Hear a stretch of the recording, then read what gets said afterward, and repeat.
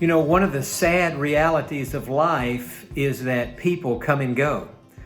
Sometimes you can be in a friendship with somebody and maybe you move across the country, or maybe they move, or something happens and somebody who at one time in your life was a dear friend, maybe you ate lunch with them twice a week and you were always in constant communication, and maybe they died and that person is not there for you. This certainly happens in family situations. Here's a person that was very dear to you and they have died, and so they're not there physically for you anymore. And that's the hardest thing in life that we have to deal with, is losing somebody that we love. Well, as I mentioned in the last devotional, I'm reading through Oswald Chambers, and sometimes I read Oswald in the morning and sometimes I don't, but I'm in a season of my life right now where I am reading that. And I read a devotional the other day. If you have this book, it's on April the 22nd. And in this devotional, he's talking about sometimes we have people in our lives that are no longer there for us. They're just gone for one reason or for another. And he said this: we must build our faith not on fading lights, but on the light that never fails. Talking about God himself.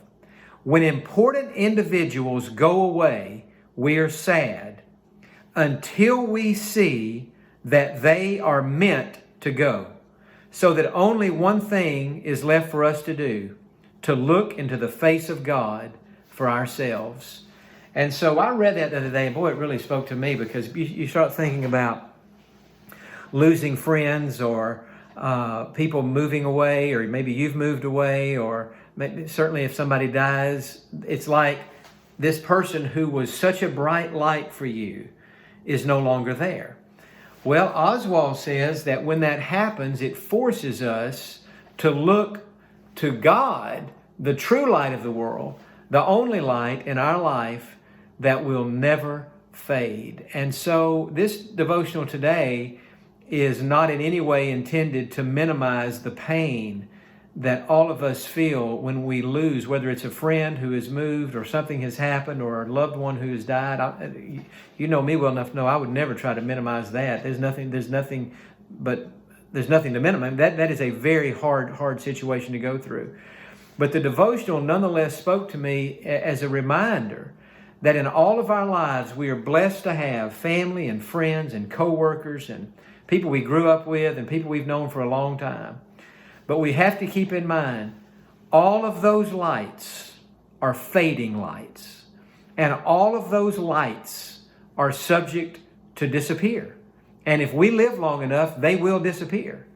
Friend, you only have in your life, and I only have in my life, one person who will be with us all the way to the end, and that is Jesus Christ. And so today, if you're feeling lonely or sad, that's understandable. That's normal and natural. If you've lost somebody close to you, as you work yourself through that grief, I encourage you to look to God when you would have picked up the phone and called that other person or reached out to that other person. Let God be to you the light that will never fail, that will never fade. And, I have so many lights in my life that I am incredibly thankful for. Earthly lights, beginning with my family. I'm very close to my family, of course. And I have friends. God has blessed my life with friends here in Pasadena and in other places that I could call and they would help me. And many of you are in that category. I feel that closeness to you.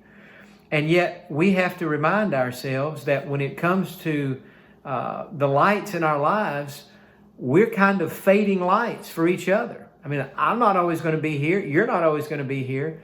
But in all of our lives, Jesus Christ will always be here. He'll always be with us. And so I'm sharing this today. I guess I've just had Oswald Chambers' devotionals. His devotionals on my mind here on these last couple devotionals. But I encourage you today, look to God. He is the one light that you have that will never fade. Have a great day.